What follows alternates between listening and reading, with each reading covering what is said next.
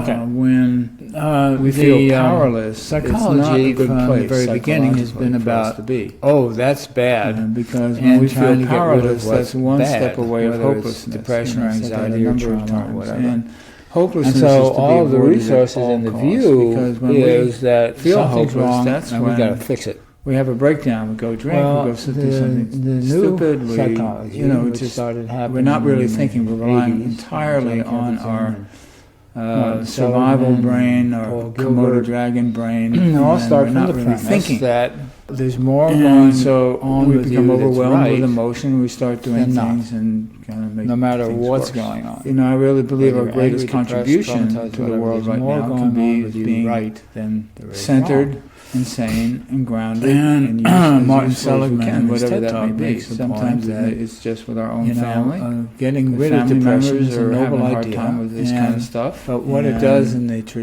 sometimes within families is we get to zero, polar opposite from depression to zero. Those things need to be addressed. That's great. I mean, all of life is above zero. Possible. And if that's enjoyment, inspiration, as I mentioned before, creativity, and connection, a very politically active family, gratitude and wonder and all that's above zero. Social justice. If we abandon one or the other, we've only got half of foremost of our mission of our family. But the method was one of assuming power and control, and it's sort of a. But that really didn't. That wasn't going to work. I mean, it's just kind of a pipe dream. The different modes of compassion. The three modes work for giving compassion to others, receiving compassion from others, and giving compassion to ourselves. The voter population was, and so compassion is the natural regulator of what we call wards. And she was helpful to somebody, and then we start focused on what's called the West Ward in Trenton, which is almost entirely black and was the poorest ward in the city. And she did that for years. Voter registration had the highest turnout per capita in that ward than any other. It brings this balance into our. So that was her contribution. Activity. So we have to figure out what can our contribution be. We know. And it reminds me of the quote that aware of that Jack Kornfield, that part of ourselves that always was, I believe, is now. He said, if everything was, if we always will be negative or depressed about everything, but that's a whole different perspective starts. What a terrible world this would be. He said, therefore, joy is our moral obligation. I'm going to be okay.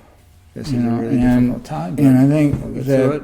And I'll be okay. We have to hold in times of joy is to integrity and realize all the values that we really value, which don't seem to be being valued. I'd like to feel like this all the time. We become holders of that. We walk around remembering the Native American prophecies and that doesn't serve us well. Prophecies about the Kali Yuga. So when we try to hold on to either, whether it's the difficult times or the years of degeneration, the 5D called the 5D generation. Really, what it's about is quite clear in the Jewish tradition. Where you are, whenever you're, what's going on right now is just at the moment you're there. We reap what we sow individually, and we reap what we sow. So when we do that. So we can have these joyous times and these magnificent times. Human behavior has been so bad for so long. Difficult time, and we go for a walk and all of a sudden look up in the sky at the moment. It's a beautiful cloud formation of the light of the birds. But I don't like to dwell on that because we can move the hand-wringing is to be avoided. These strong emotions. Because that doesn't do us any good. And that helps us to keep in balance. The question is, what are we going to do about it? I mean, and that's really the mindfulness question. To realize that we all have this. For us all. Something happens, I'm of the opinion, somebody dies, or each of us has this legislation passed that affects us directly. It's not about that. It's about how we react to that. And that's what this is all about. So when something like that happens, what are we going to do about it? Just inherently, it's just part of us. Who knows what? I think we suspect that at times, but we do what we can. Oh no, I'm too bummed out. Whatever that may be. I can't possibly be happy at the moment. Work locally with local politics. Is that something that you find that may be true. There are times we do need to inspiring and helpful. I just ran across a. Well, we don't have to sink into an organization founded in England several sessions ago. There's a compassion in politics. Basically, goes do not sink into sadness. Doing is they're just writing bills and they're going to sometimes we need to feel sad. They're really trying to change the face of the government. But we don't have to sink into it and like quicksand. And it's just wonderful. And they've got some wonderful... So we realize that everything people is transitional on their board, and we may be profoundly grieved, solid-minded people. But even in our grieving, we know what I think about that, and I think that's the most important thing to bear in mind. Even in our that we ourselves have to have that feeling of hope and overcoming. We have to overcome family or ambient negativity experiences, or the negativity in which we are, and so we go immersed with the flow. There's a survey done recently. 50% of Trump's present moment awareness, so whatever supported Hitler at the moment, is exactly and where so we need to be. That's a real problem. There's a lot of definitions, but what are we going to do about joy? None of which what can we do really get to the answers to those questions come out of, because I used to think joy is just running around calculator mind, our deductive reasoning mind. It comes from our music, that space between stimulus and response. It comes from that collective space of truly that's a form of delirium, wisdom and compassion. And that's where we get. It's not really joy. If we don't do something, celebration is a different matter entirely. It's a form of enjoyment. That's really important. That just is just much deeper than tidy this up. Let's say we're enjoying a meal or a time with friends. Is that connection? That's exactly what started this. That's enjoyment.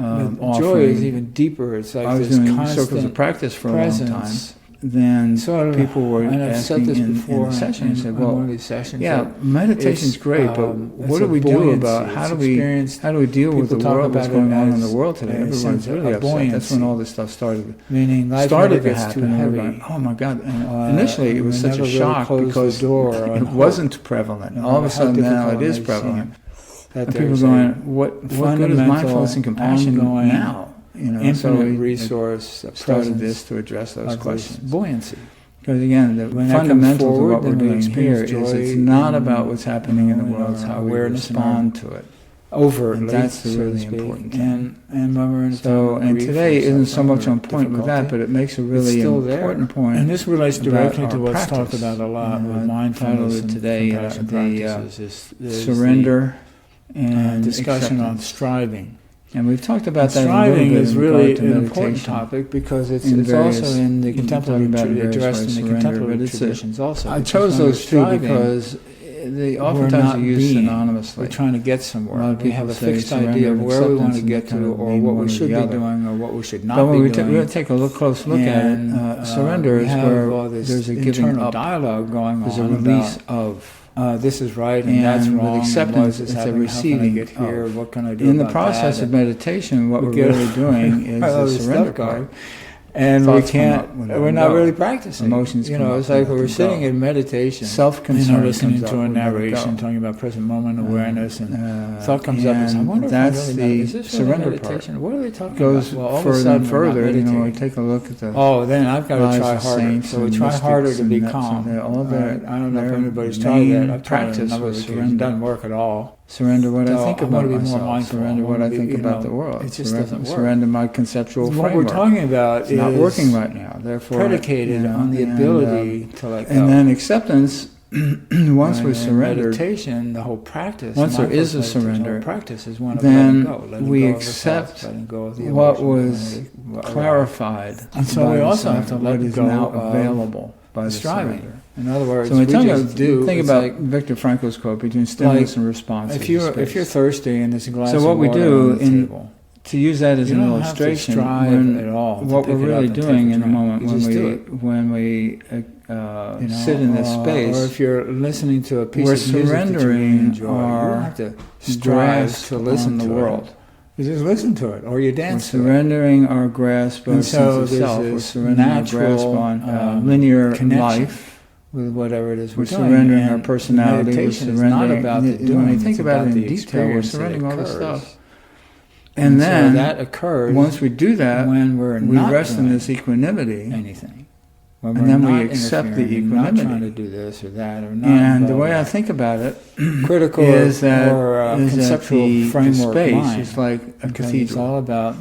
So like when we begin to meditate, conceptual framework, and we sit, and talk about this, we're working towards this space between stimulus and responses. It's like you can think about it as a cathedral. It's a place in which this conceptual framework. We can now practice have set our own it's our personal history and our genetic history.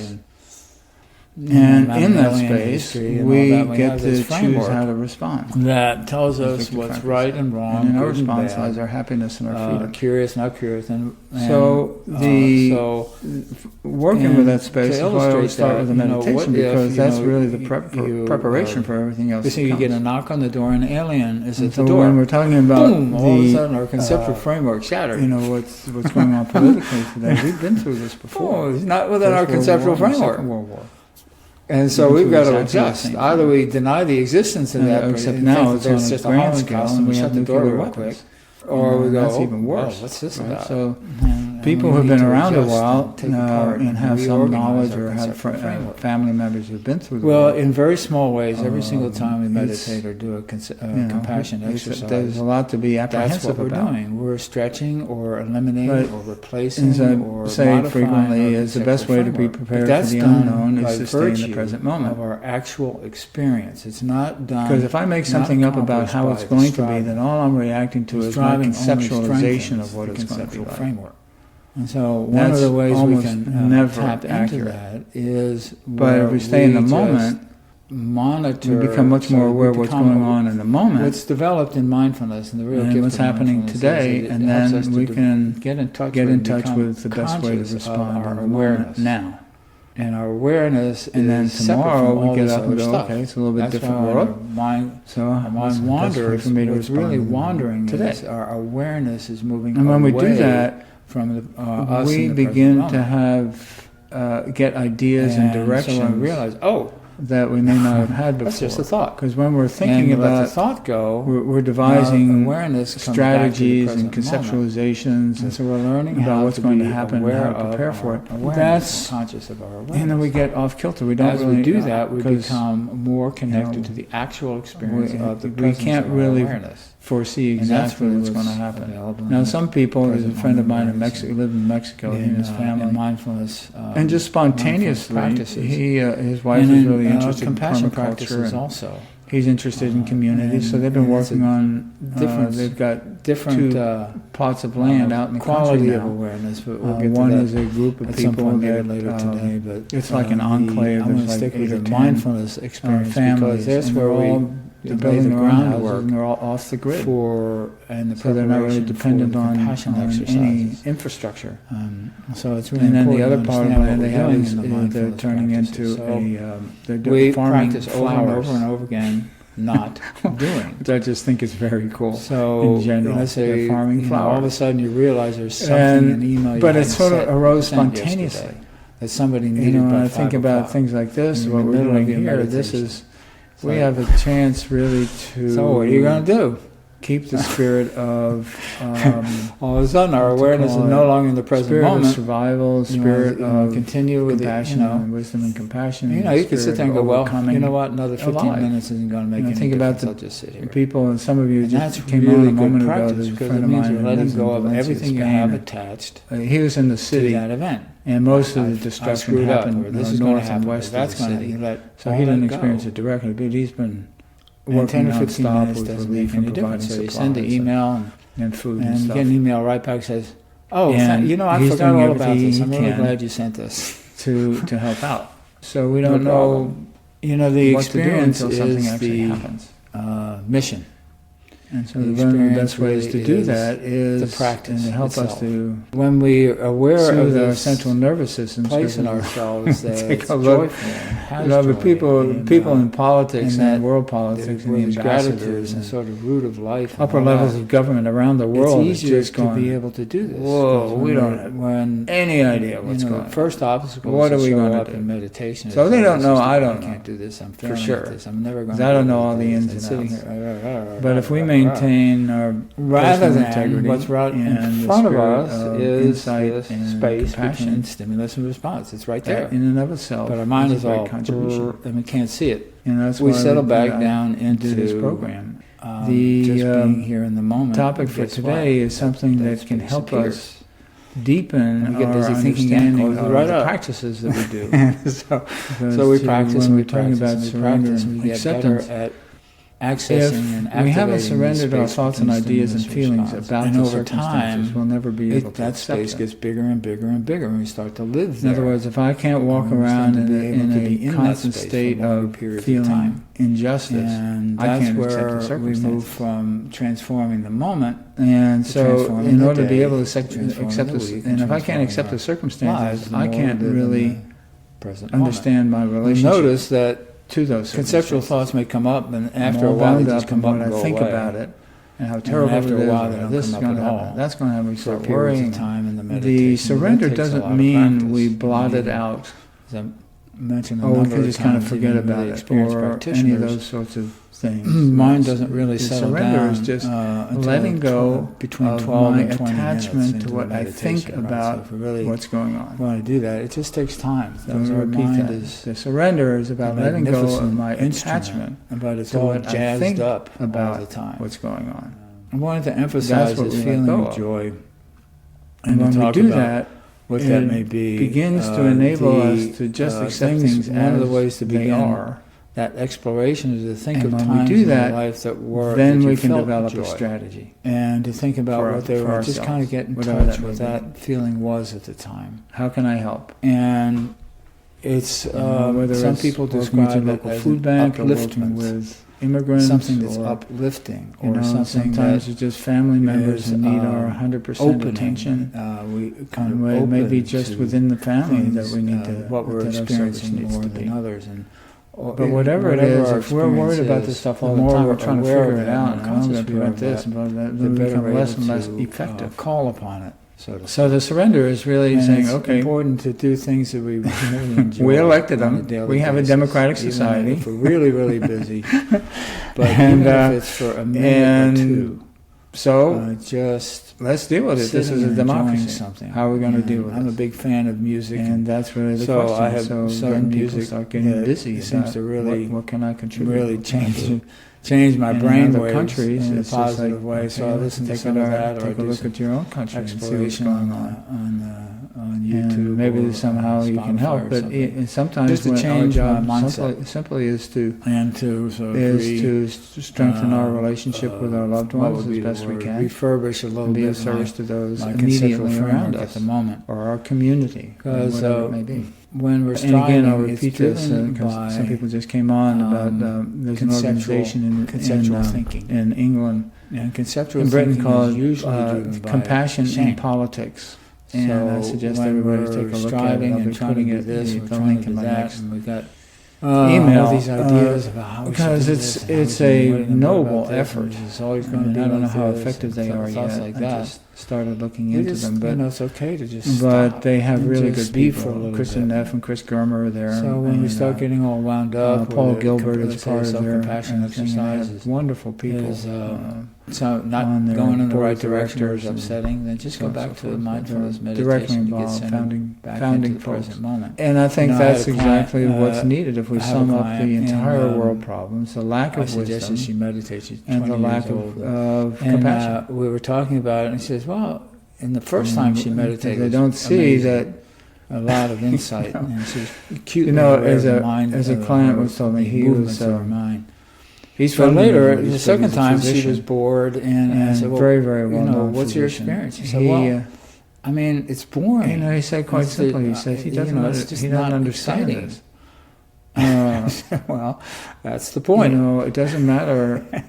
I'm not so sure at her age. It doesn't matter whether the child is Palestinian, we're not used to Palestinian or Arab or Jew or whatever. Not okay. We're not used to. He's been motivated by compassion for a long time. That's when as soon as we're able to do that, then we can be okay with physician.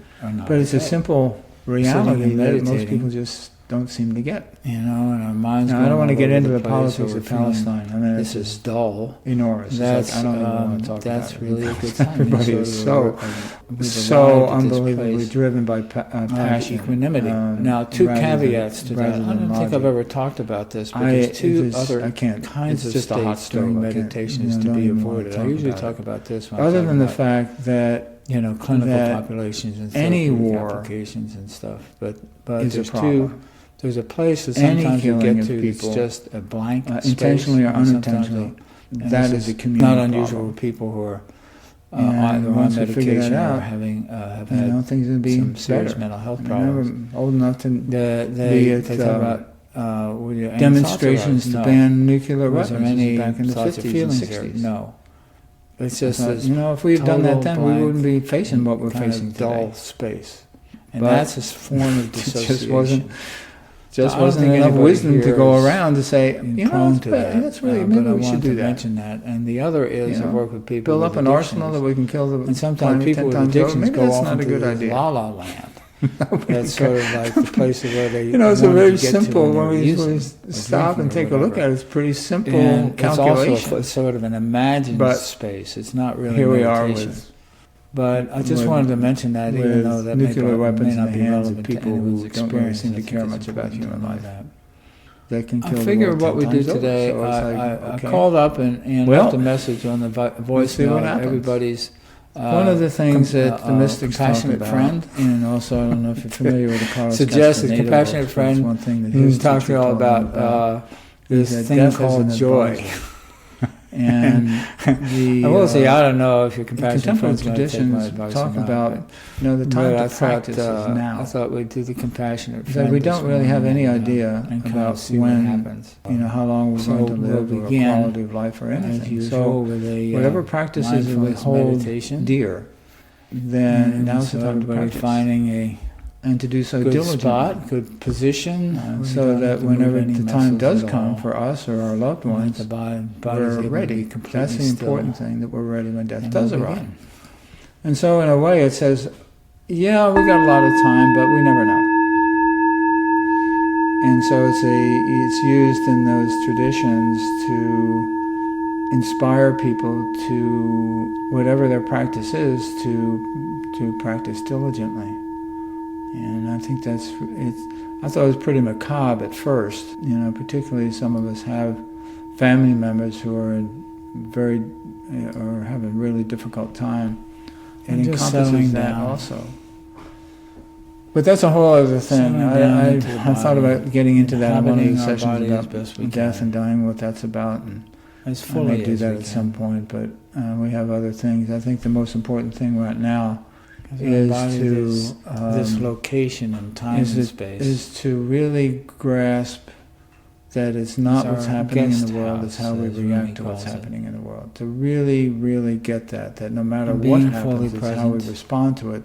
That's our job. That's our job, to respond to it in a meaningful way, and to make the world a better place, or make the world a better place for those around us, for the future or the past, or whatever it may be.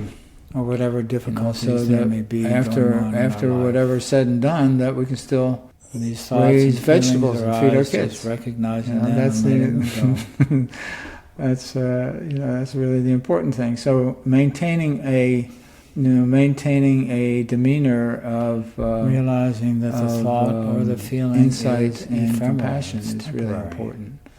Or like and when we don't latch on to said earlier, that joys are moral obligation. And then when we do that, we're much better able to handle to respond to in a meaningful way, to what's going on moments in the world. Later like a nagging child. And contribute however we can. But we just let go.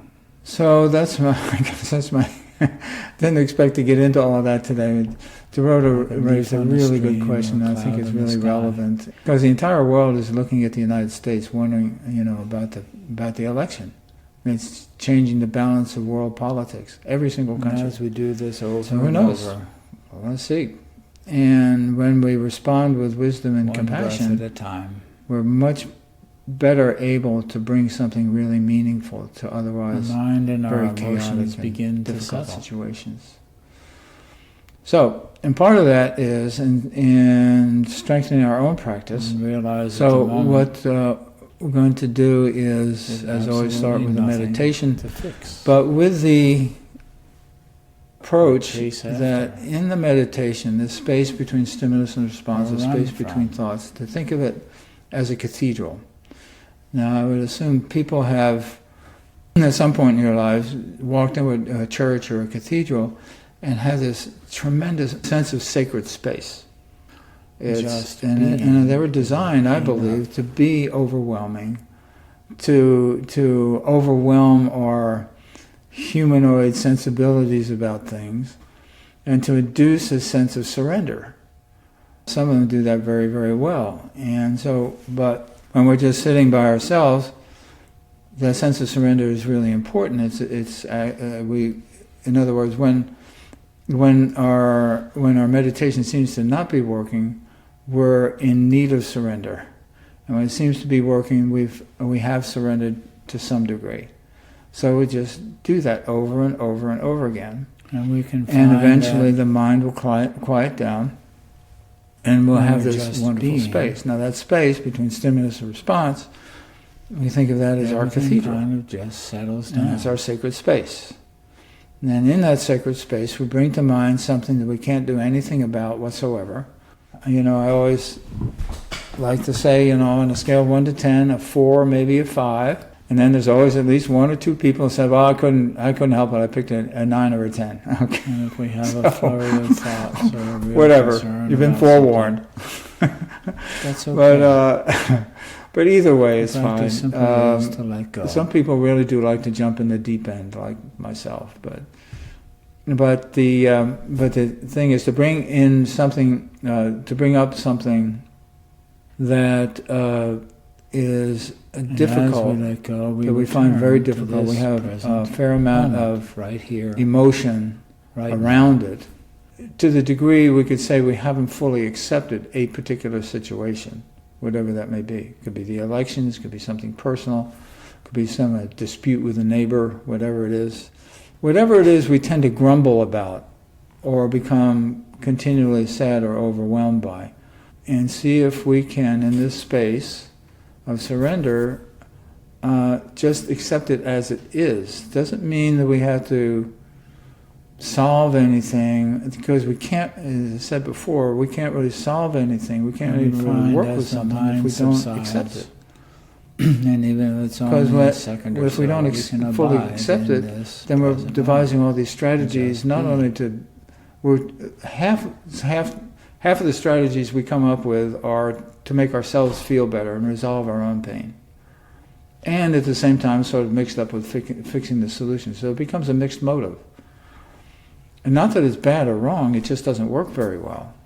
When we accept it fully, it's like, in the sense that I've accepted fully, and I've seen this in print too, so we've got to accept the fact that we're a democracy, and this is who our country elected. So it's not about who we elected, it's about our country. And that's what we need to do something about. He was elected by a due democratic process. So he's not the problem. Our country, the country's having a problem. If you don't, now I don't like to get into politics, but that's, I don't know. I figure most people here did not vote for that guy. It's a place for our... But even if you did, it's okay. I mean, I don't consider that grounds for contention. It's okay with me, because I know we have all different kinds of types of thoughts and feelings, and anyway, it goes on, because when we take a real look into why his base responded the way they respond, we get a real look at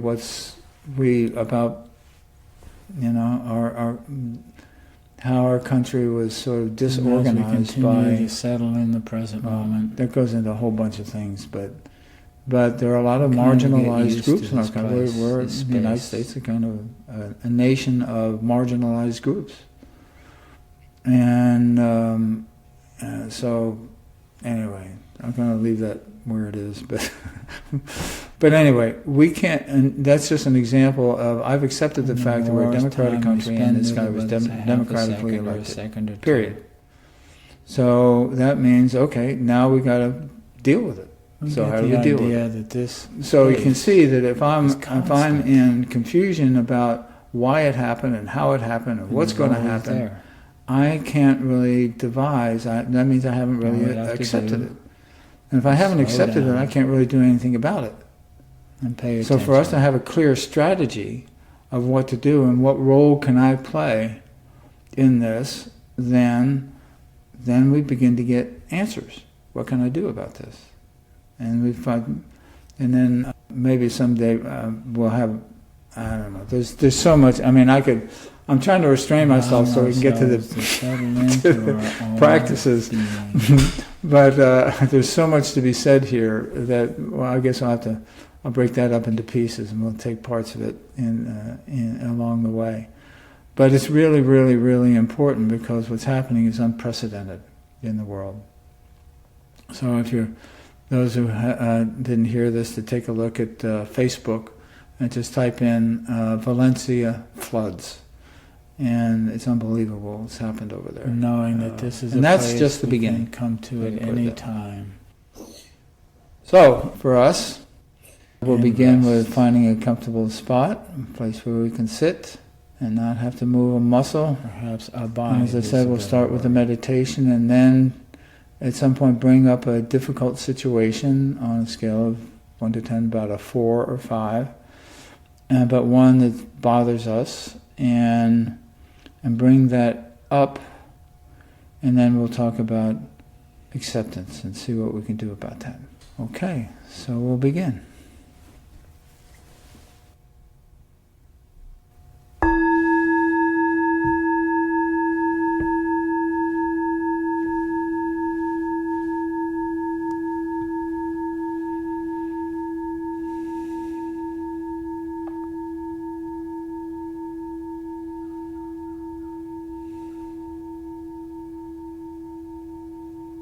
And in the knowing that this is always available to us as soon as we slow down.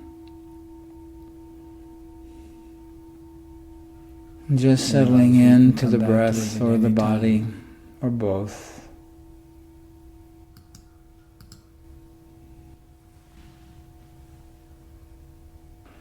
And as best we can, sort of progressively letting go of the day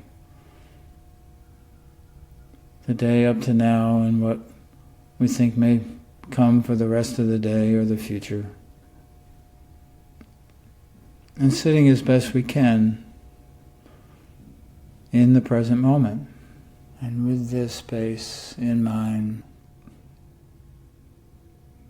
coming to conceptualize a place, a location. I was doing this recently in one of the people there safe. After we talked, I asked what their experience was. He said it was like I was sitting on the bank of the river, of a river, nature, and everything in the world that was happening was the river. Anywhere at all. And that may be useful, real or imagined, to someone this morning.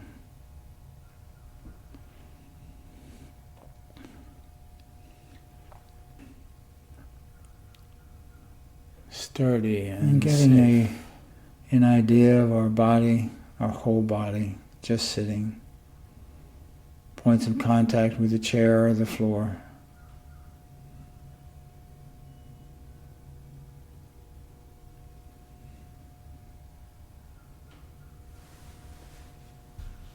Perhaps feeling the weight of the body holding us in place. A place where you can go at any time if you need to feel safe.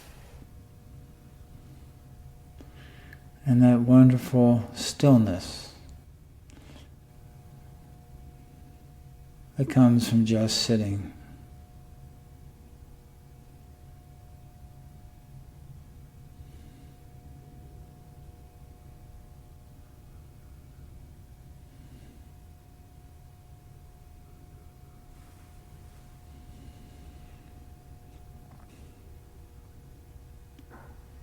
And the stillness, and knowing that in a few moments you'll be receiving a guest, a visitor, a wise and compassionate being, to move into silence,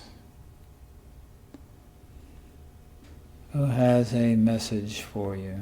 And whenever a thought or an emotion comes up, releasing our awareness from it, letting it go, and returning to the present. This moment will show up in a moment or two. But it's just knowing this over and over is a willingness to receive.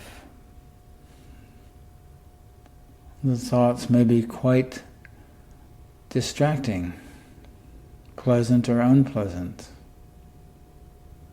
noble or ignoble. Doesn't matter, they're all just thoughts. And now this visitor approaches, recognizing them and letting them go in whatever way, and returning as best we can, as appropriate. And in welcoming this visitor, the space between stimulus reciprocate and response. And it's like you've known each other 1,000,000 years.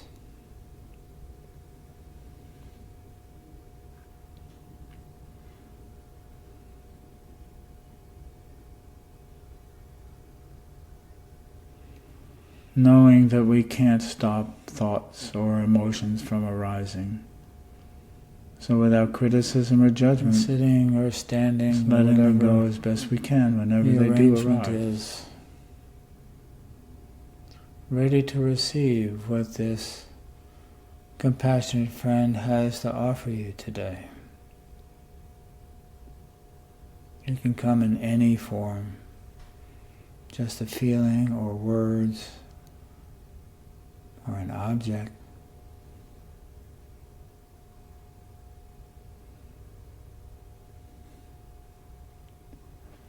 And as we continue and as we let go of whatever arises, becoming more and more aware of the space between stimulus and response, and accepting it fully with sort of like looking into a dark room. We know there's something there, but we can't quite see it. And letting it sink in to the deepest parts. It's open of you. And accepting.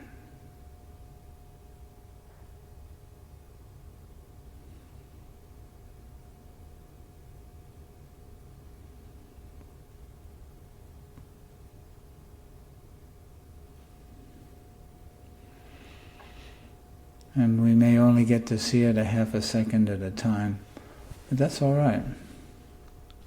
And knowing that's why this compassionate friend has appeared. This is our church, our cathedral, our synagogue, or temple. Sacred space to help you with your life at this moment.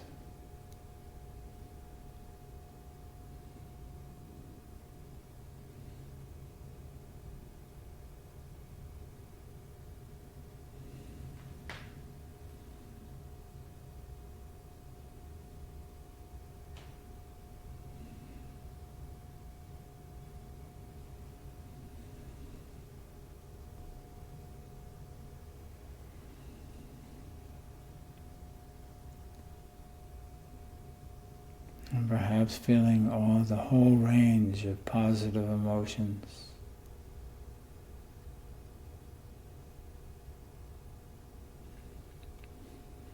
And allow ourselves a sense of ease, if possible, in that space.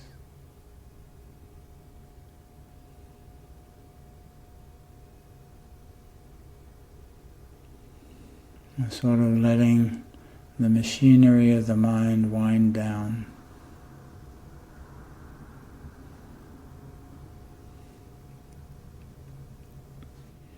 And having received this wisdom, this compassion, if there's anything you wish to say or ask, perhaps the compassionate friend will respond.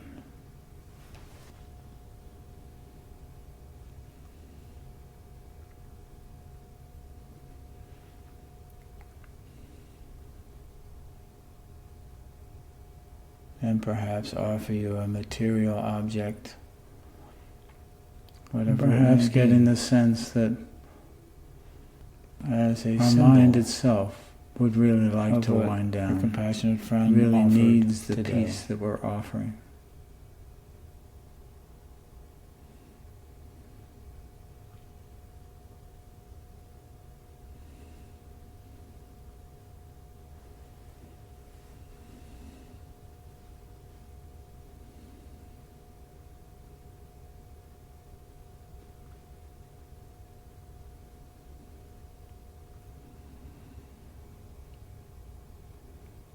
And perhaps we even sense that longing for peace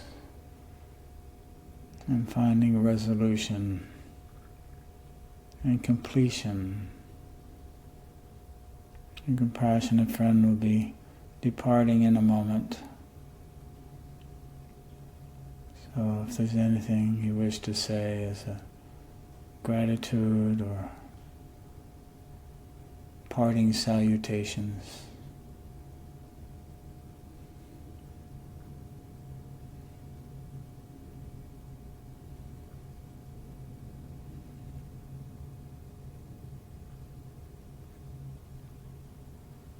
And allowing ourselves to absorb this peace as we can. And as your compassionate friend departs, be present as fully as we can, sensing the sadness of their departing, space, and also the joy of their presence.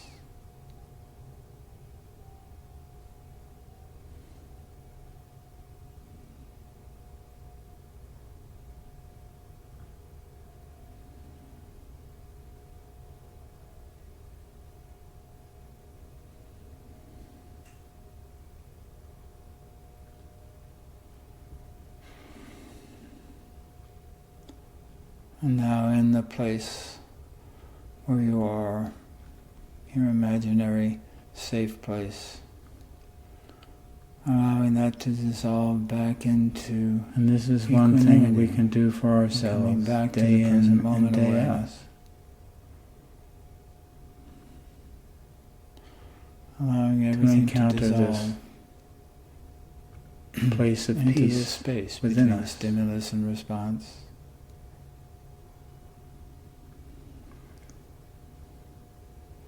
Into equanimity, to be with it as best we can.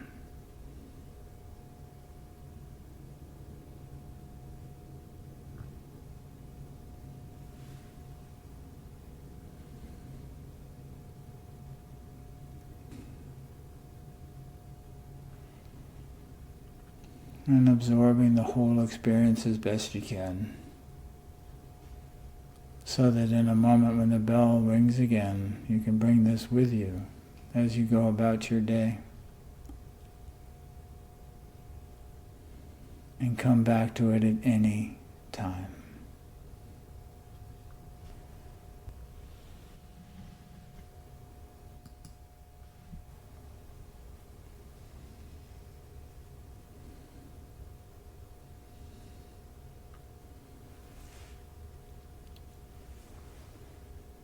And in a way, being at one with it.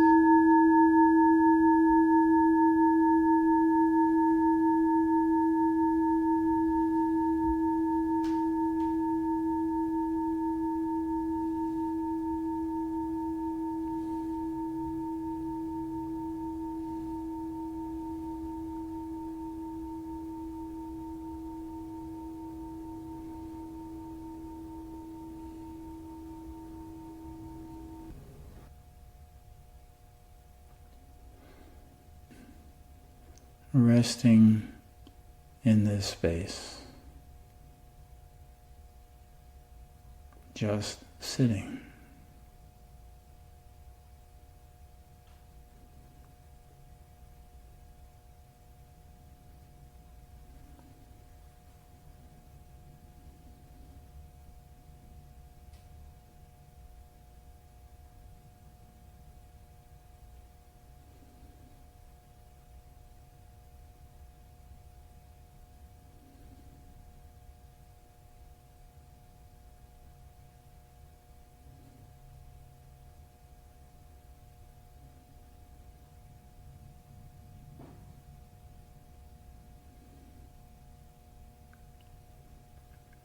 Allowing ourselves to be with the fullness and the mystery of this space.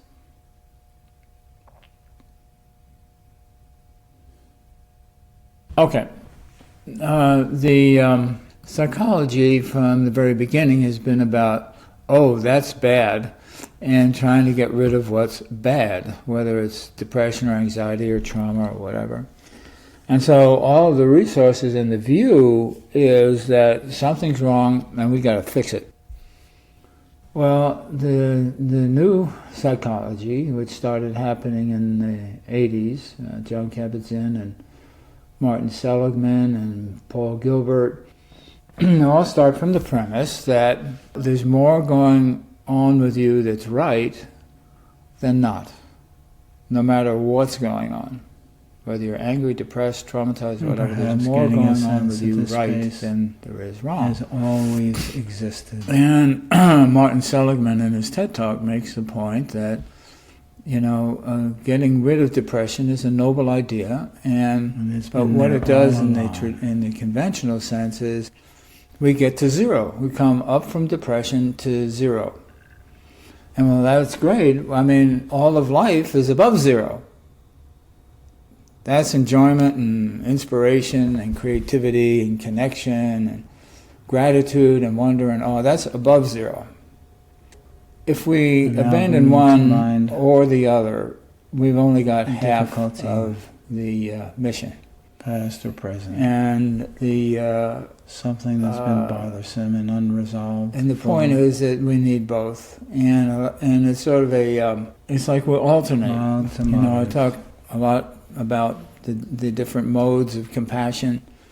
The three modes: giving compassion to others, receiving compassion from others, and giving compassion to ourselves. The space of stillness. And so compassion is the natural regulator of what we're doing when. We can be very helpful to somebody, and then we start feeling burned out and we go, wait a minute, I need some time to sit here, or this is really difficult, I need to give some compassion to myself, or I'm feeling a lot of self-pity, maybe I need to go help somebody else. It brings this balance into our activity, and when we remember and we know and we're aware of and honor that part of ourselves that always was, is now, and always will be okay, a whole different perspective starts to happen. And even in our darkest times, we realize whatever happens, I'm going to be okay. This is a really difficult time, but we'll get through it and I'll be okay. In times of joy is to realize not to hold on to it, because when we try to hold on to anything, it causes problems. I'd like to feel like this all the time, so we walk around remembering it and whatever the experience is, and that doesn't serve us well. So when we try to hold on to either, whether it's the difficult times or the joyous times, then that's where we run into trouble. Really what it's about is being where you are, wherever you are, and the situation. At the moment you're there. And so when we do that, we can have these joyous times and these magnificent times. Or, we can be having a difficult time and then we go for a walk and all of a sudden look up in the sky and it's a beautiful cloud formation or the light or the birds or whatever. So we can move easily and as we need to from these strong emotional states, can be let go, and that helps us to keep in balance. So that's what today is about, to realize that we all have this. I'm of the opinion, let me put it that way, that each of us has this underlying joy and wonder and curiosity and drive and creativity just inherently. It's just part of us. And I think we suspect that at times, that we go, oh no, I'm too bummed out. I can't possibly be happy at the moment. And holding ourselves with compassion. While that may be true, there are times we do need to grieve and we do need to feel the pain. That's part of the deal. And holding the circumstances. But we don't have to sink into it. Compassion. Several sessions ago, there's a poem by Hafiz that basically goes, do not sink into sadness. And meaning that realizing no matter sometimes how we need to feel sadness. It's part of the human experience. But we don't have to sink into it. We can still hold like it quicksand. with compassion. And so we realize that everything is transitional. And accept we may be profoundly simply grieved. Accept it. But even in our grieving, we know that it's temporary. And even in our most wonderful times, we realize, or the times of wonder and connection with our family or kids or whatever the experience is, that also will change. And so we go with the flow. That puts us in the experience of present moment awareness, so whatever's going on at the moment is exactly where we need to be.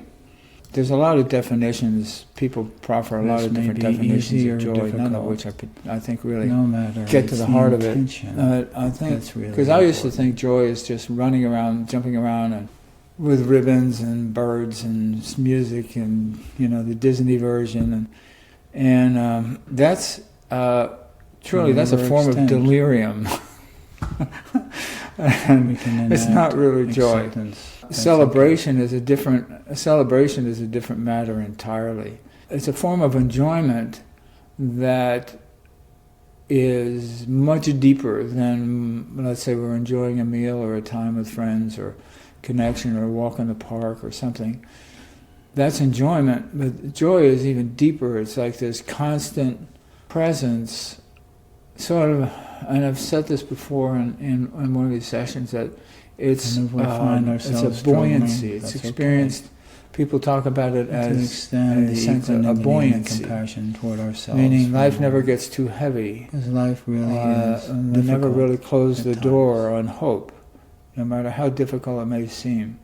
That there's a fundamental, ongoing, infinite resource, a presence of this buoyancy.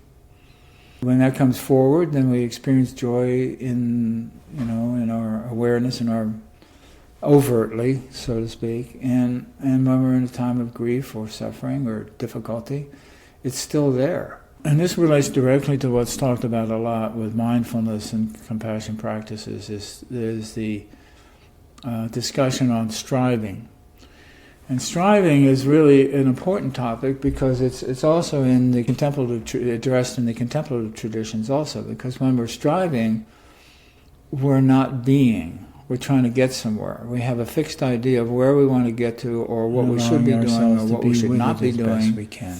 And we have all this internal dialogue going on about this is right and that's wrong, and why is this happening? How can I get here? What can I do about that? And we get all this stuff going, and we're not really practicing. It's like we're sitting in meditation, listening to a narration talking about present moment awareness, and thought comes up and says, I wonder if I'm really is this really meditation? What are they talking about? Well, all of a sudden we're not meditating. Oh, then I've got to try harder. So we try harder to be calm. Extending I don't know if anybody's tried that. I've tried it a number of occasions. It doesn't work at all. So I want to be more mindful. I want to be, it just doesn't work. What we're talking about is predicated on the ability to let go. When we're in meditation, the whole practice, mindfulness meditation, the whole practice is one of letting go. Letting go of the thoughts, letting go of the emotions when wisdom and compassion. And so we also have to let go of the striving. In other words, we just do. It's like if you're thirsty and there's a glass of water on the table, you don't have to strive at all to pick it up and take a drink. You just do it. Or if you're listening to a piece of music that you really enjoy, you don't have to strive to listen to it. You just listen to it, or you dance to it. And that's okay. And so there's this natural connection with whatever it is we're doing. And the meditation is not about the doing, it's about the experience that occurs. And so that occurs when we're not doing anything. When we're not interfering and not trying to do this or that, or not involved in our critical or conceptual framework mind, because it's all about sneaking out of our conceptual framework. Now, I talk about this quite a bit. I love to return to it because it's so fundamental to what we do, is that we live by this conceptual framework that we have. We have set, it's our personal history and our genetic history and mammalian history and all that. We have this framework that tells us what's right and wrong, good and bad, curious, not curious, and and to illustrate that, what if you get a knock on the door and an alien is at the door, boom! All of a sudden, our conceptual framework shattered. Boom! It's not within our conceptual framework. And so we've got to adjust. Either we deny the existence of that and think that there's just a Halloween costume and shut the door real quick, or we go, oh, well, what's this about? Perhaps giving ourselves we need to adjust and take apart and reorganize our conceptual whatever framework. Difficulties we're encountering. Well, in very small ways, every single time we meditate or do a compassion exercise, that's what we're doing. We're stretching or eliminating or replacing or modifying our conceptual framework. But that's done by virtue of our actual experience. It's not accomplished by the striving. To let things be. Striving only strengthens the conceptual framework. And so one of the ways we can tap into that is where we just monitor, so that we become what's developed in mindfulness, and the real gift of mindfulness is that it helps us to get in touch with and become conscious of our awareness. And our awareness is separate from all this other stuff. That's why when our mind wanders, what's really wandering is our awareness is moving away from us in the present moment. When the bell rings again, you can and bring this so I realize, you go about your day. That's just a thought. And to let the thought go, now awareness comes back to the present moment. Come back to it. And so we're learning how to be aware of our awareness and conscious of our awareness. As we do that, we become more connected to the actual experience of the presence of our awareness. And that's really what's available in the present moment awareness and in mindfulness practices. And in compassion practices also. And that's a different quality of awareness, but we'll get to that at some point, maybe later today. But I want to stick with the mindfulness experience because that's where we lay the groundwork and the preparation for the compassion exercises. So it's really important to understand what we're doing in the mindfulness practices. So we practice over and over and over again not doing. So let's say, all of a sudden you realize there's something, an email you hadn't sent yesterday that somebody needed by 5 o'clock, and you're in the middle of your meditation. It's like, so what are you going to do? All of a sudden our awareness is no longer in the present moment. You want to continue with it, you could sit there and go, well, you know what, another 15 minutes isn't going to make any difference, I'll just sit here. And that's really good practice because it means you're letting go of everything you have attached to that event. Like, I screwed up, or this is going to happen, or that's going to, you let all that go.